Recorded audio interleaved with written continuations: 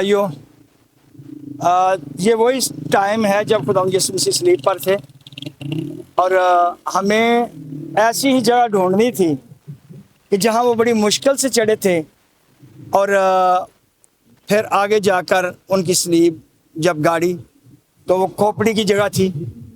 और मैं चढ़ के दिखाता हूँ, है तो काफ़ी मेरे लिए मुश्किल, हार्ट पेशेंट हूँ, लेकिन मैं ट्राई करता हूँ कि आहिस्ता आहिस्ता मुझे शौक़ था कि मैं ऐसी जगह ये वीडियो शूट करूं कि जो सारा पहाड़ी मंजर दिखाए।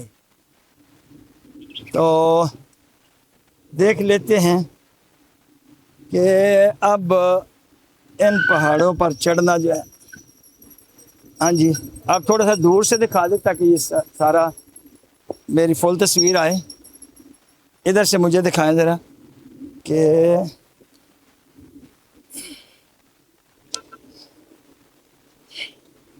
एक बंदा जिसने खाना भी ना खाया हो पिछले दिन से और भूखा हो प्यासा हो, मार मार के बुरा हाल किया होगा नहीं बल्कि किया था, तो वो स्लीप क्या ठानी है, उसको तो वैसे ही चढ़ना मुश्किल था। तो अब देखते हैं, अब वहाँ तक मैं आया हूँ, ये जगह दिखाएं ज़रा। तो शहर जो है वो बिल्कुल नीचे, शहर भी दिखा दें। ये सेंटोरस बहुत बड़ी बिल्डिंग है, लेकिन वो हमारे पाँव में ही आ गई, कदमों में। ये पहाड़ियाँ दिखा दें ज़रा, क्योंकि वो पहाड़ी सिलसिला था। हाँ, अब दिखाएं ज़रा कि किस तरह मैं ऊपर चढ़ता हूँ। तो वो ऐसी ही जगह थी, बिल्कुल ऐसी ही जगह थी, पैदल चढ़ना ही मुश्किल था। इसलिए शमाउन कुरीनी को बेगार में लेना पड़ा। जितना सिपाहियों ने मार मार के बुरा हाल किया था, पैदल जाने अब मुश्किल था। बंदे ने खाना भी नहीं खाया, मारा बहुत ज़्यादा है। तो वो ऐसी ही जगह थी, खुदावंद यीशु मसीह जहाँ जा रहे थे, फिर आगे थी खोपड़ी की जगह। खोपड़ी की जगह में जाकर स्लीप गाड़ी। एक मैं आपको बात बताऊं, बड़ी मज़े की बात है। खुदावंद यीशु मसीह अपनी पैदाइश के वक्त में ऊंची जगह पैदा हुए। बैतलहम ऊंची जगह थी बाकी एरिया के मुताबिक, और जो वो जगह थी हवेली जिसे कह लें, या जानवरों की जगह जहाँ जानवर बांधे जाते हैं, तो वो ऊंची जगह पे थी। वो जानवरों की जगह जो थी, वो हवेली जो थी, वो ऊंची जगह पर थी। यीशु पैदा हुए ऊंची जगह पर, पैदा होना, दुनिया में आना ऊंची जगह पर। अब वो दुनिया से जाने लगे हैं हमारी खातर, सारे दुख से स्लीप पर चढ़े हैं, तो फिर भी ऊंची जगह पर। Hallelujah, hallelujah. अब मुझे दिखाएं ज़रा पीछे हट के थोड़ा थोड़ा कि चढ़ जाऊँगा मैं। बंदा मैं शेर हूँ, ज़िंदगी में दिलेर ही रहे हैं, बड़े मुश्किल काम किए हैं। तो अब देखिए, ये मुझे जगह लग रही है, ये खोपड़ी की जगह। तो मेरे भाई, अगर आप यहाँ कैमरा फिट करें तो मैं ये खोपड़ी की जगह जो लग रही है मुझे, ये दिखाएं ज़रा। ये इतनी सी जगह जो है, मैं चढ़ के दिखाता हूँ कि ये जगह, जंगली जानवरों से नहीं डरना, नहीं आएंगे यीशु के फजलो करम से। तो ये जगह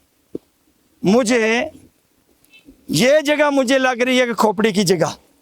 यहाँ ये जगह मुझे बिल्कुल वही, हाँ, लग रही है, खोपड़ी की जगह लग रही है।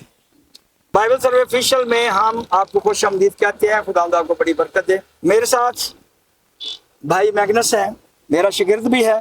और दूसरा कलमा मैं उसे कहूँगा कि लूका 23 बाब की 43 आयत वो पढ़े, दूसरा कलमा यहाँ से। मसीह के बाबरकत नाम में आप सबकी सलामती। और आज हम दूसरा कलमा की तिलावत करेंगे। उसने उससे कहा, मैं तुझसे सच कहता हूँ कि आज ही तू मेरे साथ फरदौस में होगा। आमीन, आमीन, आमीन। तो उसने उससे कहा, मैं तो इससे सच कहता हूँ कि आज ही तू मेरे साथ फरदौस में होगा। हो माय गॉड। मेरे भाई, एक पासबान ने मुझे कहा कि पहले यीशु मसीह को फरदौस में तो पहुंचाएं, अभी तो फरदौस में गया ही नहीं है। तो भाई, 2 फरदौस हैं, मैं आपको हवाले दूंगा। और कहा किसको? یہ کہا ہے اس بندے کو کہ پھر اس نے کہا اے یسوع جب تو اپنی بادشاہی میں آئے تو مجھے یاد کرنا۔ یہاں اوپر ہم دیکھتے 40 آیت سے تو لکھا ہے مگر دوسرے نے اسے جھڑک کر جواب دیا کہ کیا تو خدا سے بھی نہیں ڈرتا؟ کیا تو خدا سے بھی نہیں ڈرتا؟ یہ پوائنٹ ہے، مان لینا، تسلیم کر لینا۔ ایک ڈاکو نے تسلیم کر لیا کہ یہ خدا ہے، یہ میرا نجات دہندہ ہے، یہ مجھے بچا سکتا ہے، اور اس لیے خدا یسوع نے اسے کہا کہ تو آج میرے ساتھ فردوس میں ہوگا۔ اور ہم دیکھیں گے کہ فردوس آسمان پر تو ہے، کیا زمین میں بھی نیچے فردوس ہے؟ بھائی جس طرح دو ہیکل، دو پاک ترین مقام اور مکان دونوں، آسمان پر بھی اور زمین پر بھی تھا۔ جی آسمان پر بھی باغ عدن ہے اور نیچے بھی باغ عدن، تو اس طرح ڈبل چیزیں جو ہیں، تو یہاں ایک فردوس وہ ہے جو نیا یروشلم ہوگا۔ اور یہاں ہم دیکھتے ہیں کہ تو فردوس کا میں نے بتایا کہ 2 فردوس ہیں، ایک آسمان پر نیا یروشلم اور ایک زمین پر۔ زمین والی جو ہے یہ کیسے ہے؟ آپ کو میں بتاتا ہوں کہ جب آپ پڑھیں گے لوکا 16 باب کی 22 آیت، اور ایسا ہوا کہ وہ غریب مر گیا اور فرشتوں نے اسے لے جا کر ابراہیم کی گود میں پہنچا دیا، اور دولت مند بھی ہوا اور دفن ہوا۔ اس نے عالم ارواح کے درمیان عذاب میں مبتلا ہو کر اپنی آنکھیں اٹھائیں اور ابراہیم کو دور سے دیکھا اور اس کی گود میں لازر کو، اور اس نے پکار کر کہا اے باپ ابراہیم مجھ پر رحم کر کے لازر کو بھیج کے اپنی انگلی کا سرا پانی میں بھگو کر میری زبان تر کرے، کیونکہ میں اس آگ میں تڑپتا ہوں۔